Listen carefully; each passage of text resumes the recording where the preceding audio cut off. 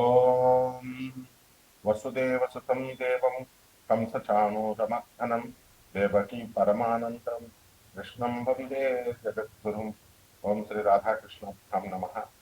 వందే కృష్ణం వందే జగద్గురుం అర్జునం వందే జగదేవ్. ఓం నమస్తే అస్తు భగవన్ విశ్వేశ్వరాయ మహాదేవాయ త్రయంబకాయ త్రిపురాంతకాయ త్రికాగ్నికారాయ కాలాగ్నిరుద్రాయ నీలకంఠాయ మృత్యుంజయాయ సర్వేశ్వరాయ శివాయ శ్రీమన్మహాదేవాయ నమ. ఓం శ్రీ దుర్గామణీశ్వరాభ్యాం నమ. మనకి మహాభారత యుద్ధంలో మనకు వచ్చినటువంటి పాత్రలను కనుక తీసుకుంటే వీళ్ళంతా కూడా 12 రాసులకి చెందినటువంటి వాడు. అలాగే ఈ 27 నక్షత్రాల్లో వీళ్ళందరూ కూడా పుట్టడం, అలాగే మనం కూడా ఆ 27 నక్షత్రాలనే పుడతాం ఎప్పుడైనా సరే, ఏ యుగంలో అయినా సరే. సో ఆ బైఫర్కేషన్ అనేటటువంటి దశ అగ్రిగేట్ చేసి పెట్టారు. వీళ్ళు ఈ నక్షత్రాల్లో పుట్టినటువంటి వాళ్ళు, ఈ పాదాల్లో పుట్టినటువంటి వాళ్ళు, అలాగే ఈ రాసుల్లో పుట్టినటువంటి వాళ్ళు. దాన్ని బట్టి మీకే అర్థమైపోతుంది మీరు ఏ రాశి వాళ్ళు, ఏ నక్షత్రంలో పుట్టారో ఆ లక్షణాలను బట్టి. అందువల్లనే ఈ మైథాలజీలో, హిందూ మైథాలజీలో మన మహాభారత ఎపిక్లో మనకి ఉన్నటువంటి పాత్రలను కనుక వాళ్ళు పేర్కొనేటటువంటి విధానాన్ని బట్టి కౌరవుల పార్టీలో ఉండాలా, పాండవుల పార్టీలో ఉండాలా, అట్లా దాన్ని బట్టి మీకు మీరు ఏ రాశిలో పుట్టారో ఆ రాశిని మీరు చక్కగా అంచనా వేసుకొని ముందుకెళ్ళవచ్చు. ముందుగా మనకి మహాభారత యుద్ధం మనం చూసాం, కురుక్షేత్ర మహాయుద్ధం. దీంట్లో దుర్యోధనుడు మనం తీసుకున్నాం. అతని యొక్క ఆర్మీ ఎంత ఉందంటే అతని సైన్యం 11 అక్షౌహిణుల సైన్యం అనమాట. సో ఇది చాలా మ్యాసివ్ అనమాట. ఇది మామూలుగా ఉండదు. అండ్ ఈ యొక్క బ్యాటిల్ డివిజన్ లో పాండవులకి 7 అక్షౌహిణుల సైన్యం. మరి మన కౌరవులకి మనం దుర్యోధనుడి దగ్గరకు వచ్చేసరికి ఇతనికి ఎంతమంది అంటే 100 మంది సోదరులు. మొత్తం కౌరవులు 101 మంది. ఆ 101 మందిలో ఒకడు యుయుత్సవ అనేటటువంటి ఆయన పాండవుల పక్షానికి వెళ్ళిపోతాడు. ఇక మిగతా 100 దుశ్శాసనుడు, మిగతా తమ్ముళ్ళంతా కూడా దుర్యోధనుడితోనే ఉంటారు. సో ఈ విధంగా ఆయన భీష్మ పితామహుడు ముఖ్యంగా మనం తీసుకున్నప్పుడు ఈయన గ్రాండ్ ఫాదర్ వాళ్ళకి. మరి ఆయన ఏం చేశాడంటే లాయల్టీ అవనండి, ప్రేమ అవనండి, ఆ యొక్క హస్తినాపురం మీద ఉన్నటువంటి ఈ యొక్క ప్రేమతో ఆయన ఏం చేశాడంటే ఈ యొక్క కౌరవుల మీదే కౌరవ పార్టీలోనే ఉండడం జరిగింది. కాబట్టి భీష్ముడు, ద్రోణాచార్యుడు, కర్ణుడు, అశ్వత్థామ, కృపాచార్యుడు, ఆ తర్వాత శల్యుడు, అలాగే వీళ్ళందరూ కూడా మనకి కౌరవ పక్షాన యుద్ధం చేశారు. అలాగే ట్రస్టెడ్ అడ్వైజర్స్ అండ్ ఈ రిలేటివ్స్ ను మనం తీసుకున్నప్పుడు శకుని, దుర్యోధనుని యొక్క మామ, అలాగే దుశ్శాసనుడు మనకు తెలిసిందే. భాగదత్తుడు అని ఒక ఆయన ఉన్నాడు. ఈయన ఏంటంటే ప్రాగ్జ్యోతిష్పురం అంటే ఇప్పుడు ఉన్నటువంటి అస్సాం, మనం కామాఖ్య టెంపుల్ అని ఉంటాం కదా, అక్కడ ఆ దేశానికి రాజు అనమాట. మోడర్న్ డే అస్సాం చెందినటువంటి వాడు. సో ఈ డివాస్టేటింగ్ ఎలిఫెంట్ డివిజన్ ఆయన చేశాడు. అలాగే జయద్రథుడు, సింధు రాజ్యం, ఆ తర్వాత దుర్యోధనుడు యొక్క ప్రధానంగా అనమాట అతను బావ. అలాగే కృతవర్మ, వీళ్ళందరూ కూడా నారాయణీ సేనని తీసుకొచ్చాడు శ్రీకృష్ణ పరమాత్మ. తనతో సమానమైనటువంటి నారాయణీ సేన కొన్ని కోట్ల మంది ఉంటారు. మరి వాళ్ళని ఒకవైపు నేను ఒక్కడనే కూర్చుంటాను, నేనేమి యుద్ధం చేయను, సామాన్యంగా మామూలు కూర్చుంటాను అన్నాడు. సో ఈ నారాయణి సేనను కూడా వీళ్ళకి అందరికీ కూడా ఈ కృతవర్మ తీసుకొచ్చాడు. యాదవ జనరల్ అనమాట. ఆయన వెరీ పవర్ఫుల్ ఆర్మీ అది. సో అలాగే భూరిశ్రవుడు, ఇతను మొత్తము చాలా డీప్ గా ఈ యొక్క స్కిల్డ్ ప్రిన్స్ అనమాట ఇతను. మరి అటువంటి ఆయన ఈ యొక్క పాండవులతో ఎప్పుడు కూడా లింగరింగ్ రైవల్రీ ఉండేది. అందువలన అతను చేయడము ఇదంతా కూడా జరిగిందనమాట.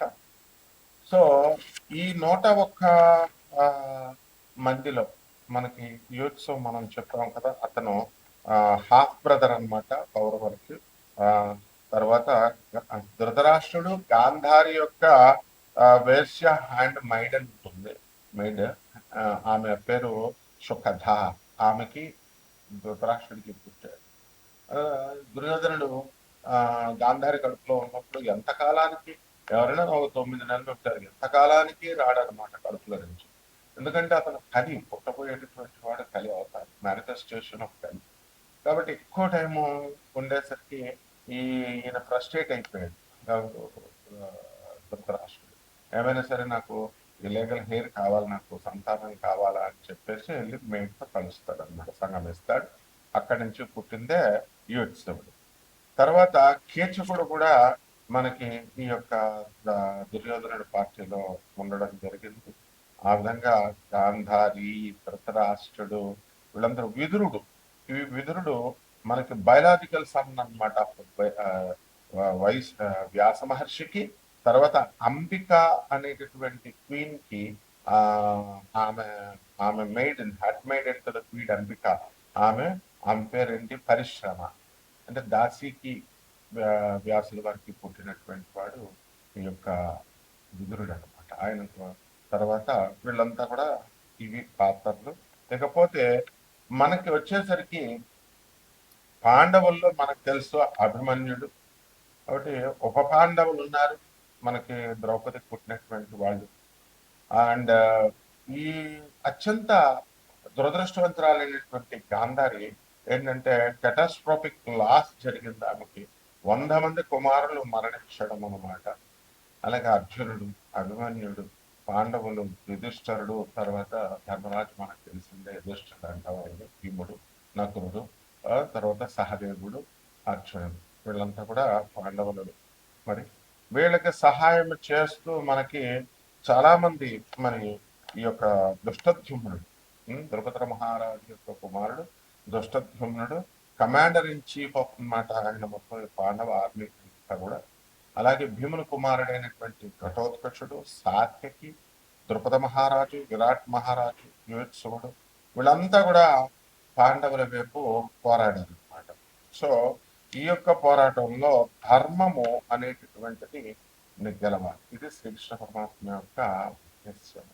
అంటే అసలు దుర్యోధనుడి యొక్క జననం ఎందుకు జరిగిందండి అంటే, దుర్యోధనుడు సెంట్రల్ యాంటాగనిస్ట్ అనమాట ఆయన. అలాగే ఆ ఫేస్ ఆఫ్ అధర్మకి, అన్రైటియస్నెస్ కి అతను మార్పు. ఈయన దగ్గర ఉన్నటువంటి లక్షణం ఏంటంటే జలస్నెస్ బాగా ఎక్కువ, ఫ్యూయల్డ్ బై అన్చెక్డ్ జలస్నెస్. మనకు చాలా జలస్నెస్, గ్రీడ్, దురాశ అనమాట, అండ్ ఈగో ఎక్కువ. అండ్ కాన్స్టెంట్ గా ఈ యొక్క పాండవుల్ని చంపాలి అనేటటువంటి అసాసినేషన్ అటెంప్ట్స్ చేస్తూనే ఉన్నాడు కంటిన్యూస్ గా. సో అలాగే ఈ యొక్క కాంప్రమైజ్ అవరా నాయన సంధి అని అంటే ఈ రిఫ్యూజ్ టు కాంప్రమైజ్ అనమాట అతను. ఆ విధంగా అల్టిమేట్ గా ఏమైంది, ఈ డివాస్టింగ్ కురుక్షేత్ర వారిని తీసుకురావడము ఇతని యొక్క ఉద్దేశం అల్టిమేట్ గా. సో ఇతను ఎందువలన అలా చేస్తాడు అని అంటే, ఈ యొక్క ఈ శ్రీకృష్ణ పరమాత్మ మరి ఈ యొక్క ఆయన మీదకి జరాసంధుడు మరి కంసుడిని చంపాడు కదా, కంసుడు ఆయన అల్లుడు అనమాట, జరాసంధుడు అల్లుడు. అందువల్ల శ్రీకృష్ణ పరమాత్మ మీద 17 సార్లు బలరాముడి మీదకి వచ్చినప్పుడు కృష్ణుడు కావాలనే మొత్తం ఆ సైన్యాన్ని అంతటిని చంపేసి జరాసంధుని మాత్రం కావాలని వదిలేశాడు. ఆయన ప్లాన్ ఏంటంటే, మొత్తము ఎవరెవరైతే రాక్షసులు ఇంకా ఉన్నారో ఈవిల్ మైండెడ్ వాళ్ళందరినీ తీసుకొస్తాడు వీడి సైన్యం కింద. అప్పుడు మళ్ళీ వాళ్ళందరినీ తుదముట్టిద్దాం. ఇది శ్రీకృష్ణ పరమాత్మ యొక్క ప్లాన్. అందువల్ల మధుర మీదకి 17 సార్లు వచ్చినప్పటికీ కూడా జరాసంధుడిని 5 నిమిషాల్లో చంపవచ్చు ఆయన, కానీ చంపకుండా వదిలేసేయడంలో శ్రీకృష్ణ పరమాత్మ యొక్క లక్షణం, ఆ ఉద్దేశం అది. ఆ తర్వాత అతనికి తెలుసు కృష్ణుడికి ఈ యొక్క భీముడి చేతిలోనే జరాసంధుడి యొక్క మరణం ఉంది. కాబట్టి ఈ విధంగా మనకి ఈ యొక్క యుద్ధాలు అనేటటువంటివి జరిగింది. అలాగే మనకి దుర్యోధనుడిని మనం ఎలా చేస్తాము అంటే, అతను ఎర్త్లీ ఇంటర్నేషన్ ఆఫ్ కలి అనమాట, భూమి మీద పుట్టినటువంటి వాడు ఏంటి, కలి పురుషుడు. కాబట్టి ఈ పర్సానిఫికేషన్ ఆఫ్ ది కలియుగ, కలియుగానికి మారిపోయిన అతను, మారు రూపం. అంటే ఇక్కడ ఏంటంటే age of darkness and wise ఉంటుంది, అండ్ ఇక్కడ అజ్ఞానము ఎక్కువగా ఉంటుంది అనమాట. కలియుగంలో ఎవరు చెప్పిన మాట వినరు, ఎవరి మాట ఎవరు వినరు. సో రాదర్ దాన్ ట్రెడిషనల్ గా జీటీ కింద పుట్టకుండా ఆయన ఏం చేశాడు, he was born from a portion of the dark నుంచి పుట్టి, డార్క్ ఎంటిటీ నుంచి పుట్టి ఈ యొక్క డిస్ట్రక్షన్ చేయాలి, ఓల్డ్ ఆర్డర్ ని, పాత తరాన్ని అంతటిని కూడా డిస్ట్రక్షన్ చేసి ఎర్త్ ని క్లీన్ చేయాలి. క్లీన్ చేసేసి ఈ కురుక్షేత్ర వార్ ద్వారా క్లీన్ చేసి ముందుకి మళ్ళీ కలియుగాన్ని తీసుకెళ్లి మళ్ళీ కృతయుగానికి అలా నడపడం కోసం కడిపుంటూ ఉంటారు.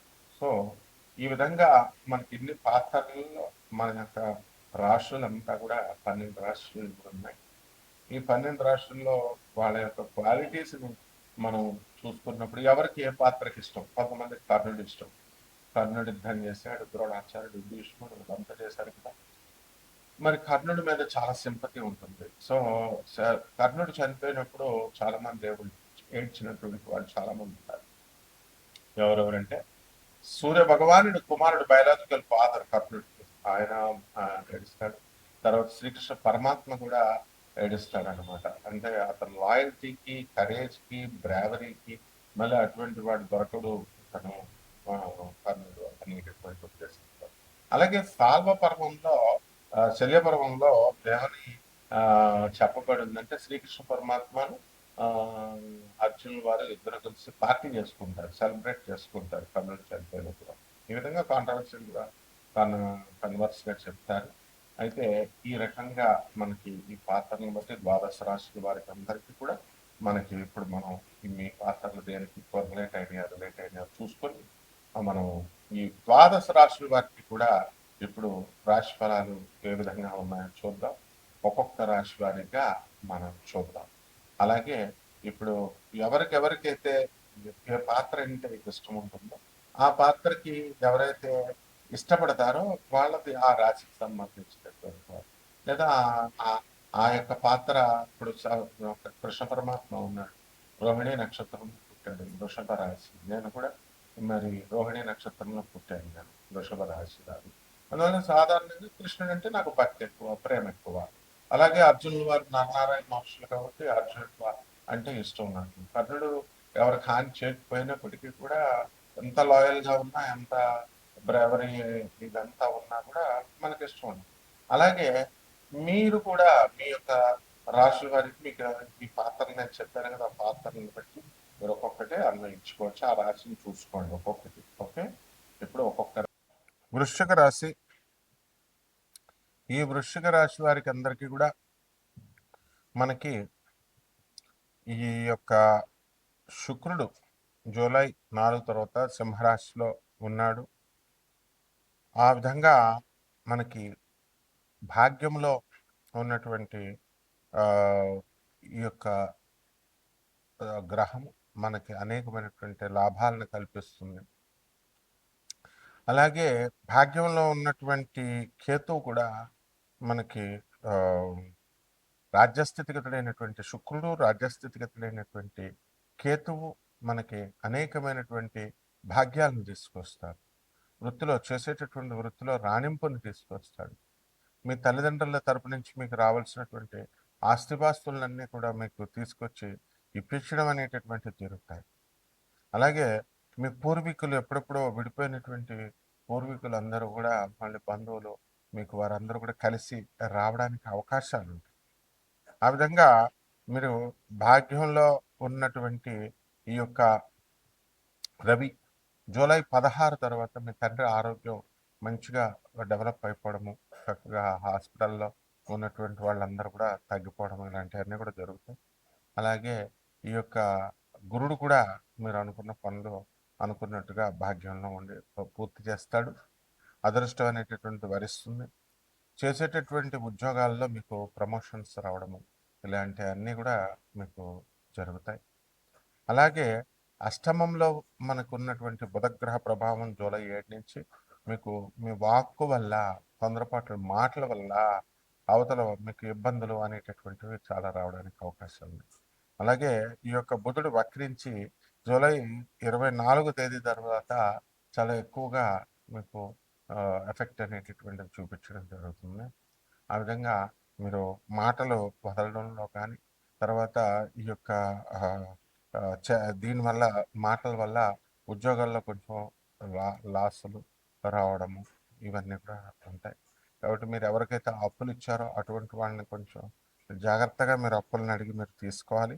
ఆ విధంగా గనక మీరు తీసుకున్నట్లయితే మీకు బ్రహ్మాండంగా ఉండడం అనేటటువంటిది జరుగుతుంది. కాబట్టి మనకి ఈ యొక్క చిత్రాంగద ఉలూపి ఈ యొక్క రాశిలో మీకు జన్మించడం అనేటటువంటిది జరిగింది. కాబట్టి ఈ రాశి వారికి అందరికి కూడా కొన్ని పరిహారాలు అర్ధాష్టమ రాహువు పంచమ శని వక్రించి ఉండడం చేస్తున్నాడు. కాబట్టి రాహు జపం చేసుకోండి, రాహు స్తోత్రాలు చదవండి. రాహు కిలోంపావు మినిమం ఆవుపేట రంగు ఉన్నటువంటి వస్త్రాల నుంచి పేద బ్రాహ్మణులకు దానం చేసుకోండి. అలాగే శని వక్రించాడు కాబట్టి శని జపం చేయండి, శని స్తోత్రాలు చదవండి. శనికి కిలోంపావు నల్ల నువ్వులు నల్లని వస్త్రాల నుంచి పేద బ్రాహ్మణులకి శనివారం నాడు ఉదయం 8 గంటలకు దానం చేసుకోండి. దశమహావిద్యల్లో ఒకటైనటువంటి మహాకాళి అమ్మవారి యొక్క హోమాన్ని మీ ఇళ్లలో చేసుకోవడం ద్వారా బ్రహ్మాండంగా ఉంటుంది. అలాగే రావి చెట్టుని మీ ఇంట్లో పెంచుకోండి. రావి చెట్టుకి నీళ్లు వేస్తూ తులసి చెట్టుకు పూజ చేసినట్టుగా చేయండి. అలాగే శ్రీపాద వల్లభ చరిత్ర కానీ గురు చరిత్ర కానీ చదవడం ద్వారా బ్రహ్మాండంగా ఉండదు. శుభమస్తు.